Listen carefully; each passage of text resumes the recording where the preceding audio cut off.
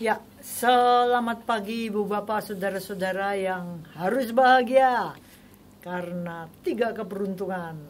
Yang pertama, harus bahagia karena beruntung terlahir di alam manusia, bukan di alam-alam rendah. Yang kedua, harus bahagia karena beruntung bertemu dengan Dhamma untuk dijadikan pedoman kehidupan. Dan yang ketiga, harus bahagia karena masih hidup, masih bisa mencari sangu untuk dimasukkan di dalam kantong ajaib kita bawa dalam perjalanan kehidupan berikutnya. Terimalah salam Dhamma dan Namo Buddhaya. Ibu bapak saudara-saudara, seperti kedipan mata waktu ini berlangsung, tahu-tahu kita sudah berada di akhir tahun 2022. Ini adalah minggu terakhir bulan Desember, dan sebentar lagi kita akan say goodbye pada 2022 dan say hello pada 2023. Satu pertanyaan muncul, setahun ini kita ngapain aja ya? Lalu disambung dengan tahun depan ini kita mau apa ya? Maka kalau hari ini kita beruntung bincang-bincang di acara talk show, mari kita lihat flashback ke belakang. Sekaligus mari kita lihat resolusi kita untuk 2023. Seperti biasa berada di studio Samwega, saya ditemani oleh sahabat Dhamma, pecinta Dhamma, Dr. Susan. Saya selalu sebutkan Dr. Susan supaya dia ingat untuk tidak sombong. Dan dengan Kepala Sekolah Putra Bangsa Adianto. Seperti biasa juga dia memilih tugas yang paling gampang, tunjuk sana, tunjuk sini sebagai moderator. Ya, gimana nih ceritanya? Ya, nah kita kan sudah di akhir tahun 2022. Biasa orang tuh banyak bikin apalah yang namanya refleksi lah, resolusi lah.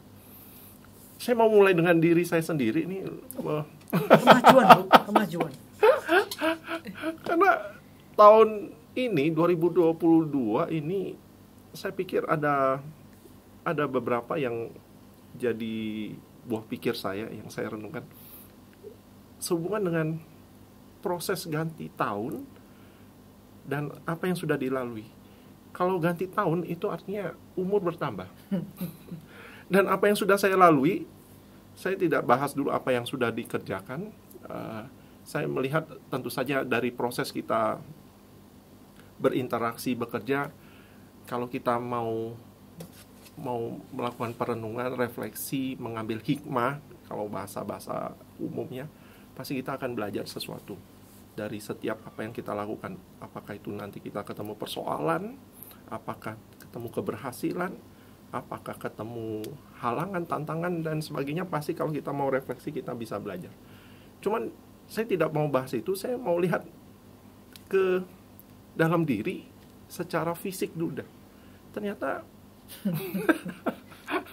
tua juga.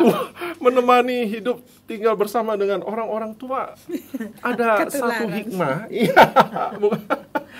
Kita langsung lihat cerminan. Oh, saya akan menua. Mereka sudah mulai aduh ini ada sesuatu yang keliru dengan kaki. Loh kok tiba-tiba saya pikir akan mengalami gitu. Ya. Nah, tahun depan, kapanpun ulang tahunnya, artinya umur kita akan semakin berkurang. Nah, yang jadi salah ya kalau dia umurnya bertambah itu ya. Yang benar umurnya berkurang. Kesempatan untuk hidup kan akan berkurang lagi. Dan dengan proses fisik yang makin melapuk, padahal akan banyak tantangan juga yang akan dihadapi. Ini kita betul-betul harus menjaga kesadaran, kewaspadaan supaya saya tetap harus bisa relate atau relevan di tahun depan. Saya pikir itu perenungan yang saya lakukan di akhir tahun ini.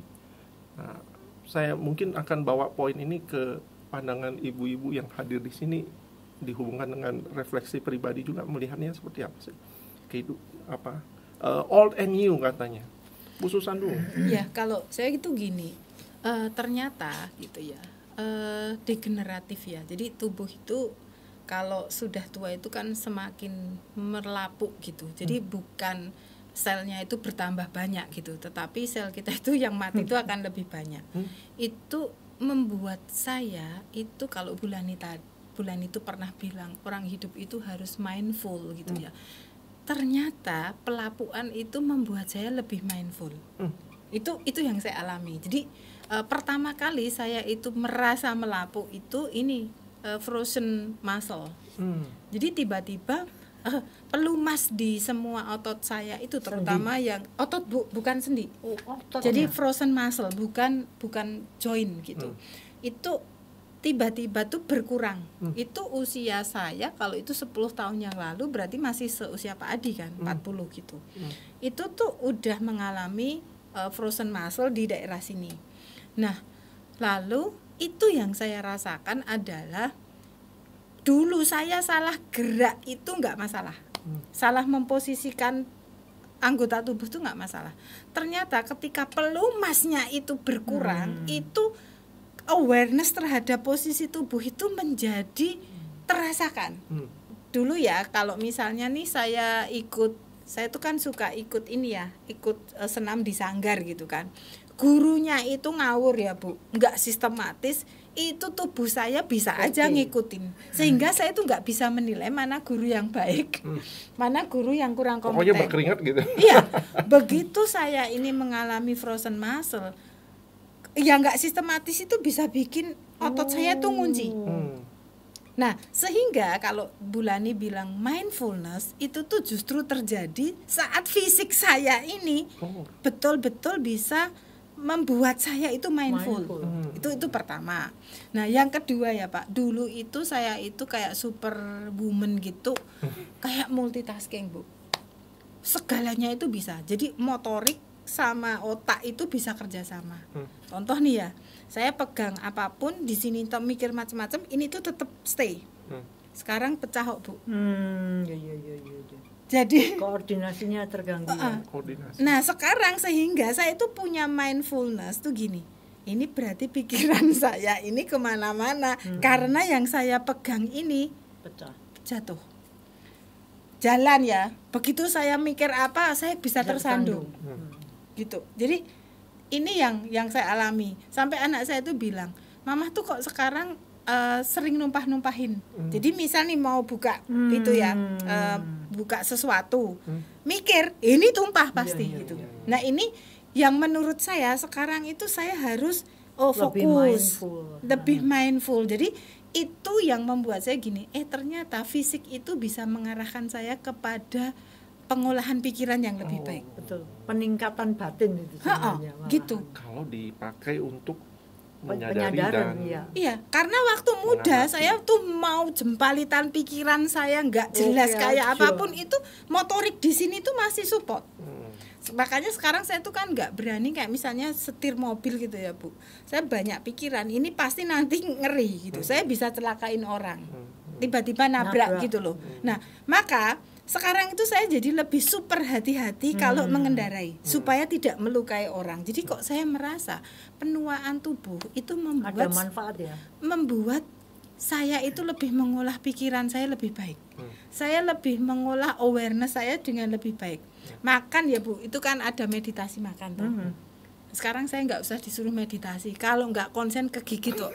Iya benar. Iya kan? Kalau muda, mau cerewet, mau gitu nggak masalah. Maka menurut saya, meditasi saat makan itu sekarang saat usia tua itu ya harus dilakukan. Gitu. Karena itu mindful, apa yang kita makan, apa yang kita cerna, itu tuh kayaknya tubuh kita itu membutuhkan mindfulness saat kita itu semakin bertambah usia. Mindfulness gitu. Itu maksudnya kewaspadaan. Iya, betul. Kesadaran dan kewaspadaan. Jadi para pemirsa kalau dengar kata mindfulness itu artinya kewaspadaan dan kesadaran. Gitu. Jadi dulu tuh wah karena superwoman ya Bu, malah nggak waspada gitu. Betul, betul. Kekotoran pikiran ya Bu, sekarang ya saya serakah dikit. Itu saya langsung nggak konsen, apa yang saya pegang itu jatuh. Jadi ada kemarahan, Iya. ada keserakahan, itu Kotoran tuh batin langsung itu tuh fisik itu tuh bisa langsung responnya itu kan kalau Bulani bilang apa yang kamu pikirkan itu tubuhmu itu merespon. Waktu muda itu terkendali. betul, betul. Begitu tua serakah itu yang muncul di perilaku. Maka kalau saya serakah itu pernah kok Bu, saya serakah HP saya jatuh gitu. Duh, ini tadi saya mikir apa ya? Gitu. Saya pengen sesuatu lagi ngezoom gitu. Saya itu pengen nyerobot omongan. Mau saya jatuh gitu. Maksud saya ini tadi tuh kan keselip keserakahan. Emosi saya jadi meledak-ledakan. Nah, itu ternyata motorik saya itu ngikutin gitu. Kalau dulu masih tuh bisa terkendali, maka menurut saya waktu muda itu tubuh bisa menipu. Menipu benar. Setelah tua tubuh itu nggak bisa Nggak bisa menipu. menipu. Maka saya tuh kok menjadi harus belajar waspada. Kalau nggak ingin mencelakai diri sendiri dan orang lain juga gitu. Itu Pak yang saya pelajari. Penuaan fisik membuat saya secara mental itu menjadi lebih mengasah diri gitu. Mengasah diri. Itu sih Pak. Bulani sendiri ini kita sebagai senior paling senior di sini. Dan kata senior itu menyenangkan ya. Dia pakai kata yang membuat saya berbunga-bunga.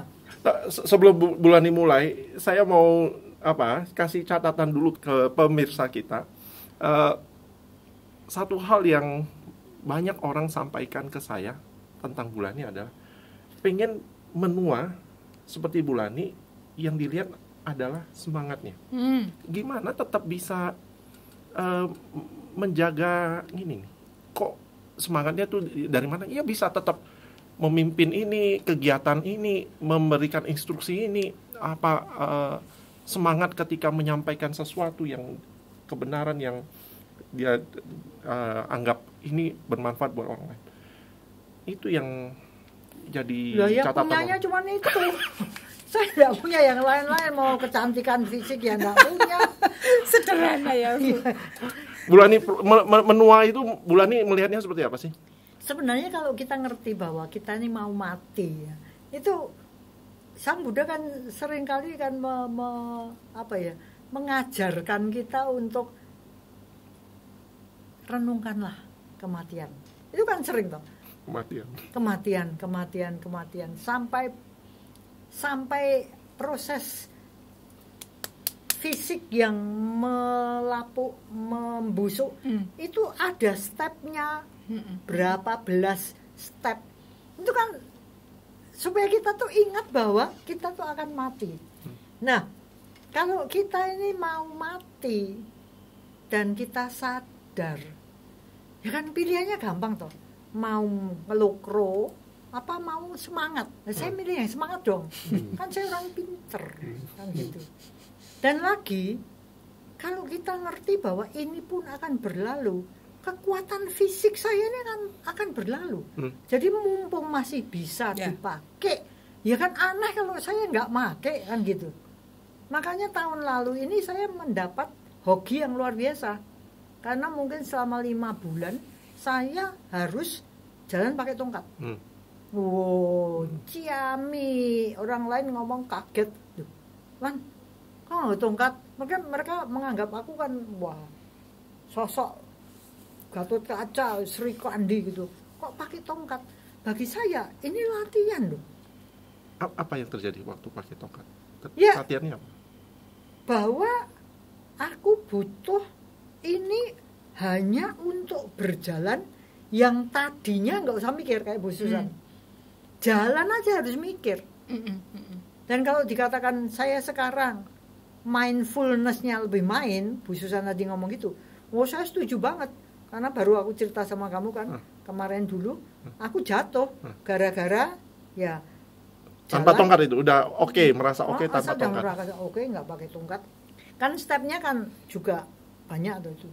Sakit sampai jalan aja rembetan, mau pakai kaos kursi roda, akhirnya nggak jadi, tapi pakai deker, pakai tongkat, pakai walker, itu kan kaya raya, punya semua kan gitu.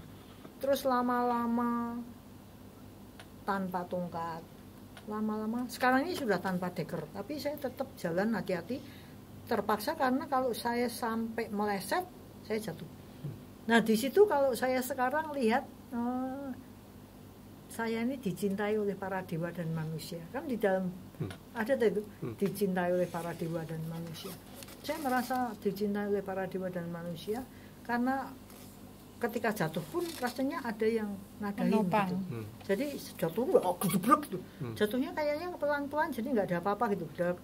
Weh, tolong nih, aku tolong nih. Datang, "Cina enggak apa-apa." Yo, aku ditarik gitu aja. Ya enggak apa-apa. Jadi melihat ya kalau kita nggak hati-hati ya jatuhlah kita. Itu nggak usah nyalahkan segala macam. Ya jatuhlah semua faktor H2SO4. Jatuhlah kita, jatuh. Nah hal seperti gitu itu kalau kita nggak ngalami sendiri, kita nggak bisa. Bosusan itu kemakinya kayak gitu, kalau nggak frozen muscles nggak bisa dia tahu bahwa harus semuanya itu fokus, pelan-pelan, hati-hati, nggak bisa kan. Saya juga begitu. Jadi kalau urusan semangat itu kan tidak ada urusannya dengan fisik kan. Saya sakit fisik kan bukan berarti saya sakit mental. Dan menurut saya keuntungan yang saya pelajari dari Dhamma adalah kalau Sang Buddha itu menerangkan ABCDFG itu banyak kali yang penting-penting, itu faktor semangat itu selalu ada di situ. 7 faktor kan pencerahan, semangat ada. Usaha benar, itu semangat ada. Jadi banyak sekali semangat itu dibutuhkan. Dan kita boleh kehilangan semua, tapi nggak boleh kehilangan semangat. Karena kalau kita kehilangan semangat, kita kehilangan semuanya. Wih, canggih. Jadi ya fisik boleh ambiar, semangat nggak boleh. Nah Kemudian, ini pengalaman saya Pak Adi, nyambung yang semangat ya Bu. Mungkin kata Bulani ya, tabungan karma baik saya itu masih banyak, sehingga waktu saya frozen muscle itu Bu, kok saya ketemu dokter yang dia itu tidak menyarankan. Jadi kan gini, kalau frozen muscle itu kan pelumas ototnya tuh habis Bu. Nah itu kita memproduksinya lama, sehingga dia tuh kayak kalau gini tuh nggak balik, nggak fleksibel gitu. Nah dokter yang lain, maksudnya bukan dokter saya ya, jadi teman saya tuh kasus banyak Bu, seusia saya itu disarankannya adalah dikasih morfin, terus disuntik pelumas Bu. Jadi pelumasnya itu disuntikkan, karena disuntikannya tuh sakit ya, maka harus pakai morfin untuk painkiller. Nah kalau dokter saya itu kan dia udah check up semua tuh, dia cuman bilang gini, Bu, itu obatnya tuh cuman satu Bu, kalau ibu saya kasih painkiller terus ibu itu saya suntik, itu akan tuman. Jadi tubuh itu nggak bisa memproduksi sendiri. Ibu jalan satu-satunya itu adalah stretching otot terus menerus. Itu harus dipelihara. Nah kalau ibu malas ya nggak apa-apa, ya kesini terus, nanti saya ini. Kok saya nggak ketemu dokter yang sarannya cuman kasih morfin. Nah lalu saya merasa itu sakit loh Bu, gini aja nggak bisa Bu. Dokternya bilang kalau ibu punya almari atau kulkas, wah padahal gini aja nggak bisa, itu suruh gini, terus turun perlahan badannya, gitu dulu aja, gitu kan Bu. Nah kalau saya nggak punya semangat Pak, pasti saya milih yang morfin.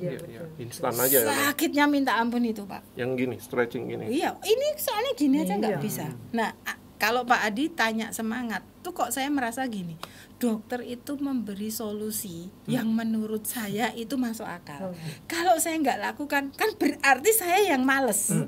Itu yang saya pikirkan. Karena dokter itu bilang, karena ada pilihan yang tidak perlu sampai butuh semangat banget gitu loh. Iya, cuman aja. Dia bilang kamu kan disuntik terus gitu. Nah, kalau ini ibu itu maintenance fleksibilitas otot, ibu tuh nggak perlu ke dokter. Tapi itu terus loh Bu, nggak boleh berhenti. Usahanya jadi terus bener-bener gitu. Pribadi itu. Nah, aku lalu gini, kalau dokter aja bilang saya nggak ada cedera apapun kan udah dilihat nih. Kalau robek otot gitu kan harus dibenerin, dia bilang ini nggak ada cedera apapun selain pelumasnya tuh habis. Dan itu harus bisa Dan diproduksi oleh tubuh sendiri Iya. lewat ini ya. Kalau muda tanpa itu keluar karena sudah tua. Jadi penuaan itu membuat kita tuh lebih bersemangat menurut saya loh. Tos dulu. Tapi Ya, Bu. ada pertanyaan berikutnya. Tidak bisa dipungkiri proses menua ini dampaknya ke fisik. Terbatasi kan, limit kan jadinya. Ya. Dulu apa yang bisa Bulani lakukan, Bu Susan lakukan, apa yang saya lakukan, udah nggak bisa. Ini bagaimana melihat hal ini? Ini Kalau itu pertanyaan kamu ini sulit dijawab lewat satu jalur. Karena itu jalurnya jawaban itu banyak banget. Pentingnya kita punya simpanan jasa kebajikan. Itu membawa pada terbukanya jalur-jalur yang membuat nantinya semuanya jadi baik. Contohnya gini, boleh dikata karena saya ini tidak menikah, tapi maunya banyak, cita-citanya mahal, dan entah gimana kelakon. Kan itu. Salah satu diantaranya adalah kecintaan saya sama dunia pendidikan, dan itu sampai sejak saya 4th year, tahun keempat, kan saya sudah diminta untuk ikut jadi dosen gitulah. Sampai sekarang itu berapa tahun? 48 tahun. 48 tahun saya bergulir di dunia pendidikan, nggak mau lepas dari situ gitu. Mana ada dunia yang lebih bagus daripada dunia pendidikan. Kan saya orang goblok kalau saya pindah ke yang lebih rendah kan. Nggak ada yang sudah lebih tinggi. Nah, saya mendirikan sama Bu Wena tahun 78 playgroup. Berjuang untuk wihara 97-98, 2000 Damaguna, 2005 TK, terus 2007 SD, 2013 SMP. Dari mana saya bisa ke sana itu? Karena aku punya kamu. Aku punya Endang, aku punya Eko. Semakin menua, semakin kan bertambah umur, artinya bikinnya banyak tuh, banyak karya yang dibikin. Ya banyak. Tapi kan entah gimana, semuanya ngumpul, punya Pak Sus, punya kenalan-kenalan yang menopang, punya supporters, punya orang-orang kaya yang mau bantu. Itu kan aku nggak bisa ngomong bahwa itu aku, kan nggak bisa ngomong gitu. Karena apa? Semuanya itu tiba-tiba ngumpul ini loh, berkumpulnya ini loh, itu yang indah. Dan saya dengan sombong boleh katakan itu sulit dialami oleh orang lain, nggak gampang itu. Makanya kalau ditanya, lah nanti Endang itu sering tanya, lah Cilon punya kita, lah saya punya siapa? Saya selalu katakan aku nggak bisa jawab, karena itu tergantung keberuntungan kamu, Eko, Adi sebagai penopang ini. Ya kalian teruslah berbuat baik, nanti kan semuanya jadi kumpul. Itu kan nggak bisa diomong gitu. Bukan hebatnya saya, kalau saya ngomong hebatnya kumpulan jasa kebajikan. Dan kumpulan jasa kebajikan itu H2S4 juga, nyambet yang lain-lain yang mau. Ketemu Bu Susan, ya kan ya aneh. Jadi ketemu seperti yang sekarang ini saya kepenginnya sebelum saya mati, saya beresin lah di kampus 2 itu kan hampir 2 hektar. Kita gimana caranya ngumpulin lah di sana, TK-nya dipindah ke sana. Kalau dipikir gimana caranya bisa terjadi, itu mujizatnya banyak banget. Tapi kalau kita kecintaannya ada, makanya kayak Adi mulai ngurusin ini, keringetnya ada, itu disebutkan di kitab suci loh. Kasihkan getaran-getaran usahamu, keringatmu sampai nempel di semua tembok, semua atmosfer di situ. Ya nanti jadinya jadi baiknya. Jadi Kok kayak kaos ini ya, Bu? nah, workers must think, thinkers must Iya kan? work. Karena kalau enggak gitu, enggak bisa kita cuma mikir terus enggak kerja-kerja. ada masalah, pikir coba diputus-putusin, ya ambiar semua. Maka lakukan yang terbaik yang kita bisa, itu sudah nggak bisa ditawar. Kamu lakukan yang terbaik, Bu Susan lakukan terbaik, aku lakukan yang terbaik di dalam bidangnya masing-masing. Kalau menyatu itu seperti di sini mengepakkan sayap samudra menggelora, itu benar-benar betul. Jadi apa yang kita punya mumpung kita masih hidup itu benar-benar harus kita hargai yang gimana ya, yang sepantasnya lah. Jangan aku ya gini aja sudah cukup, ya ampun, apa sudah benar-benar cukup, can't you do it better, apa nggak bisa lebih baik lagi. Jadi kalau diomong sudah ngapain aja ya sudah lakukan yang terbaik, itu yang membuat kita nggak kecewa. Cuman gitu, terserah cuman gitu buat kamu, buat aku itu udah yang terbaikku. Jadi ada satu kebanggaan yang nggak bisa dikecilkan oleh orang lain. Aku nggak butuh dihormati kan, aku tahu aku terhormat. Aku nggak perlu kasih penghargaan, aku tahu aku orang berharga. Nah kalau gitu minta diberi apa? Beri nibana. Nah kalau itu ya sendiri-sendiri ya sudah, saya tak cari sendiri-sendiri.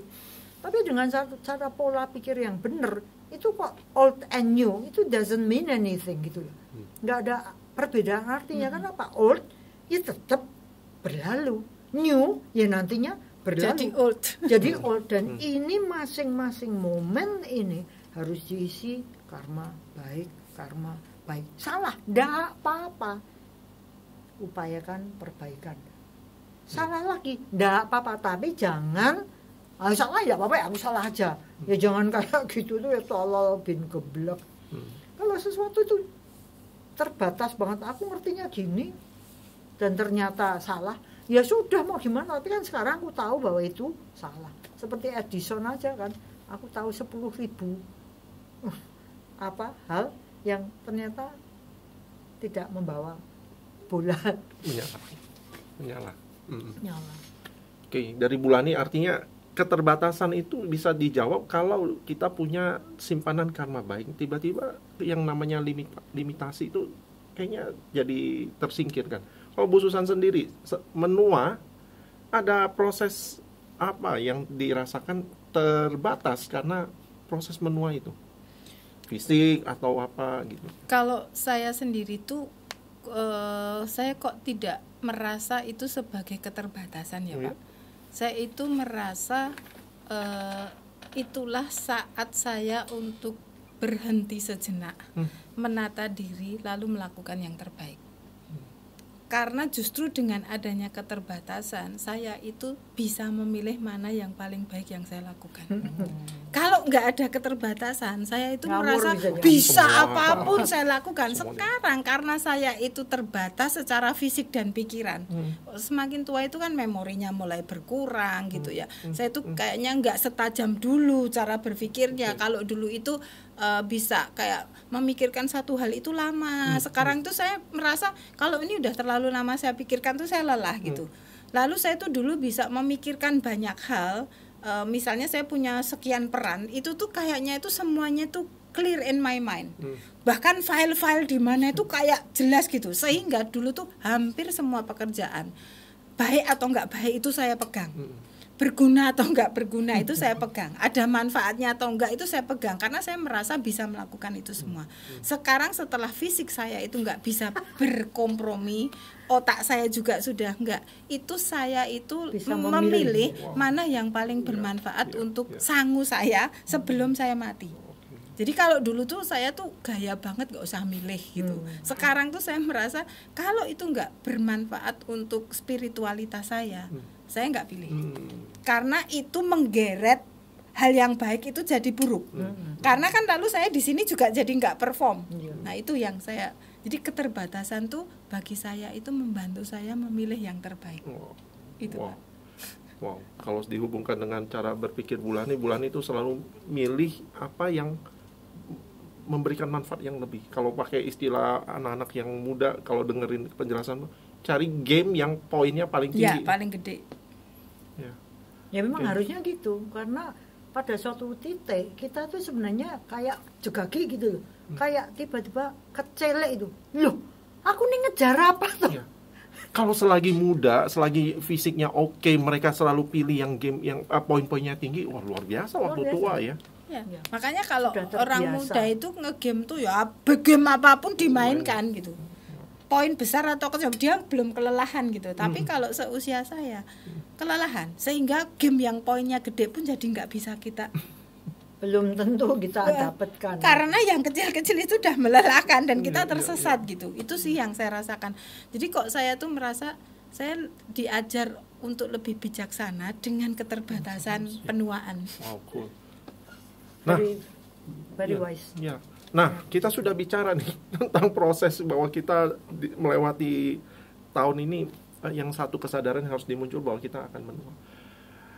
Kedepannya nih, tapi Bulani kalau ngomong ke depan Saya mau mati. selalu. Tapi serius Bulani, pandangan Bulani ke depan ini apa yang kira-kira dari yang sudah Menyiapkan kalian. Tapi untuk outlook-nya bisa. untuk dunia dulu deh. Pemirsa mau tahu ini pandangan Bulani nih tentang ke depan masyarakat kita atau dunia kita nih.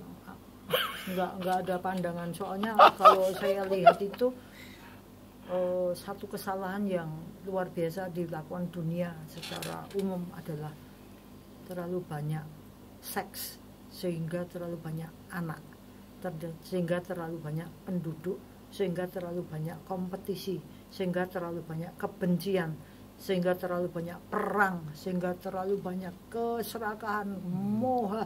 Jadi apa yang terlihat di sekeliling ini sebenarnya persis berlawanan dengan yang dikatakan Sang Buddha tentang aloba, adosa, amoha yang akan membawa kita pada liberation. Sekarang yang ada ini loba, dosa, moha yang luar biasa dan sepertinya nggak ada obatnya. Maka dalam satu hal saya merasa apa yang kita punya, gaya hidup yang kita terapkan ini sebenarnya sudah sumbangsih sangat besar di dunia yang kacau balau karena terlalu banyak orang. Jadi saya lebih senang ayo masing-masing dari kita kontribusinya kayak apa. Karena kita nggak bisa mengubah dunia kok. Lah wong 3 miliar aja kacau kok. Sekarang 8 miliar. Dunianya tetap sama. Terus gimana orang mau cari makan aja? Aduh sudah gini kok. Apalagi sekarang makanan sudah gila-gilaan, apa aja dimakan. Udah gila lah. Jadi yang penting gimana ke depan ini? Mari kita menata masing-masing diri kita. Mbok ya hidup sederhana hidupku sederhana, indraku tenang, enggak gila ke sana. Ya seperti yang selalu saya hafalkan itu kan, sederhana hidupnya, tenang indranya, berhati-hati dalam melangkah, tahu malu yang benar, tahu takut yang benar, tidak kesengsem sama hura-hura, foya-foya, mewah-mewah. Itu aja deh. Lah gimana? Mau keluar sana? Aku mau mati nggak sempet. Tadi Bu Jason udah ngomong cari yang poinnya gede, nggak bisa. Aku nggak mau bawa itu semua keruwetan kayak gitu, nggak mau. Kalau bisa simplify. Jadi ke depan ya kamu yang harus tahu bahwa aku nggak mau urusan kamu kasih kena kucilan aja, nggak mau urusanmu. Aku udah mau mati. Kalau zaman dulu nih ini tokoh yang mau moksa ya kayak gitu tuh ya. Ini dunia udah nih. Kalau enggak ya, ya. bisa. Tapi barusan yang disampaikan tentang pandangan dunia betul-betul ini yang ngena banget ya. Kita bumi cuma satu, sudah diyakini bahwa ini harusnya cuma idealnya 3 miliar nih. Kita sudah sampai 7 sampai 8. Bu Susan, lihatnya ke depan gimana? Ya gini, saya setuju dengan Bulani. Saya tuh ingat kata-kata pastor yang ditanya oleh satu serial killer ya. Dia mengatakan kenapa saya itu jadi pembunuh berantai gitu. Menurut pastor apa yang terjadi gitu. Nah, jadi serial killernya ini tanya sama pastornya. Sama pastor gitu. Okay. kenapa saya menjadi pembunuh berantai? Apa yang salah gitu? Terus pastornya itu mengatakan begini, ada banyak faktor yang membuat sekarang ini banyak kejahatan. Jadi dia ngomongnya tuh gitu, banyak kejahatan. Satu, itu model transportasi dan model penataan kota yang membuat orang itu sekarang itu banyak orang-orang yang di pinggiran itu banyak kafe. Di daerah pinggiran. Nah, sementara transportasi di daerah situ tuh kan masih terbatas. Keamanan itu menjadi semakin berkurang, itu satu. Sehingga pasti kejahatan meningkat. Karena itu kesempatan orang itu berbuat jahat. Itu satu. Itu maksudnya di zaman sekarang. Maka mengapa sekarang tuh di daerah pinggiran yang bukan kota besar, itu kan kejahatan semakin tinggi. Karena itu sistemnya belum cukup baik gitu kan. Nah, itu kan kejadian yang serial killer banyak itu kan biasanya bukan di kota besar. Di area urban tapi bukan yang kota besar. Yang kedua, pornografi. Jadi kayak Bulani tadi mengatakan, pornografi itu membuat orang itu punya hasrat, punya fantasi gitu, yang membuat orang itu nggak terkendali. Nah, saat itu kan belum ada model virtual, masih pornografi. Sekarang kalau ditarik ke yang sekarang itu kan lebih kompleks gitu kan. Masif, ya. Gitu. Lalu yang ketiga, sekarang ini terlalu banyak manusia yang diurusin sehingga keluarga itu nggak harmonis gitu. Nah, ini yang membuat anak-anak itu tidak dibesarkan dengan cara yang betul. Nah, ini jadi saya nggak bisa jawab. Mungkin kamu itu korban keadaan gitu. Kalau dia nggak ngomongin karma ya, tetapi ya kalau menurut Dhamma kamu dilahirkan di momen ini ya berarti karmamu itu memang membuatmu itu lahir di situasi ini. Nah, ini yang menurut saya setuju dengan Bulani karena si pastor ini kok sangat wise ya, omongannya itu dia tuh nggak menyalahkan kamu secara ini genetik bapak ibumu, nggak, dia melihat situasi ini mungkin yang membuat kita itu melakukan kejahatan. Sebentar Bu, nyambung soal pornografi ya, saya lihat juga dunia modern ini sepertinya kan seks itu kan dibebaskan, free sex ya, jadi seakan-akan untuk nangani ini itu hanya ada dua, yaitu apa? Yang laki pakai kondom, yang perempuan IUD. Tapi intinya tetap sama, jadi kamu bisa melakukan seks bebas. Kenapa tidak diajarkan yang ketiga? Hidup selibat, no sex. Jadi sudah enggak usah.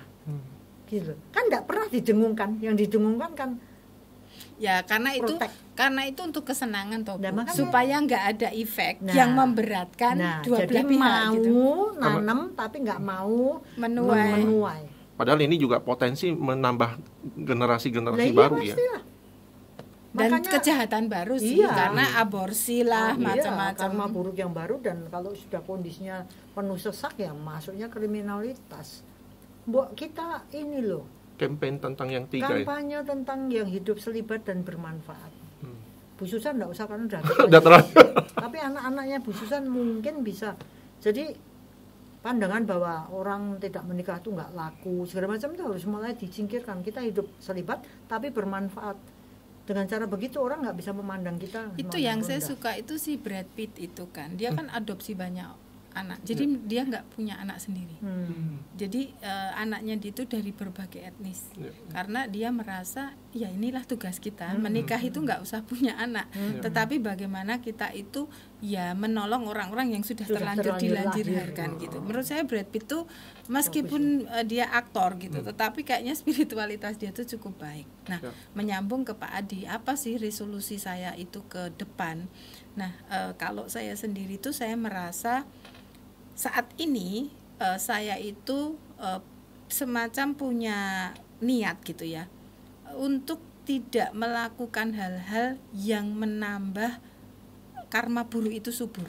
Jadi misal nih ada organisasi ya memang butuh saya, tetapi kalau organisasi ini tuh sebetulnya adalah pabrik loba dosa moha, saya nggak akan masuk di situ. Gitu. Artinya saya itu nggak akan ambil bagian di situ karena saya tahu kalau saya di situ itu loba dosa mohanya tuh akan semakin tinggi. Misal karena saya tidak cukup punya influence untuk menarik gitu.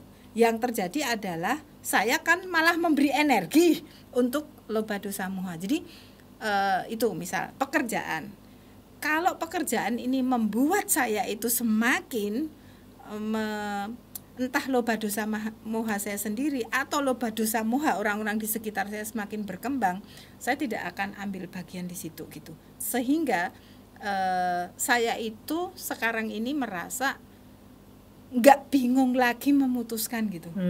Kalau dulu kan saya gini, saya nerima ini enggak ya, wah ini pekerjaannya itu, saya nerima ini enggak. Sekarang saya itu bisa memilih. Pokoknya kalau ini loba dosa moha enggak ada. Enggak. Meskipun dari misalnya salary menyenangkan, dari segi teman itu menyenangkan, dari segi mungkin pekerjaan itu ringan gitu. Tetapi saya merasa saya enggak punya kontribusi yang baik jika saya masuk di situ kematian gitu. Ini. Gitu. Gitu, Pak. Letting go. Ya, itu resolusi saya tahun depan, saya akan berkontribusi pada sesuatu yang menurut saya itu menambah karma baik di dunia ini gitu. Sadu. Bulan ini saya mau nutup sesi kita dengan ibu spiritual satu yang lain dari saya tuh pernah ngomong begini, Bu Ena. Waktu saya mengeluh, aduh saya juga sakit loh ini, kok kayaknya ketularan atau alah memang gitu lah ya. Yang penting ada obatnya, ini kamu rawat itulah. Tapi satu hal yang beliau katakan yang menurut saya keren ya, dan itu yang saya mau bawa untuk melihat bagaimana saya melepaskan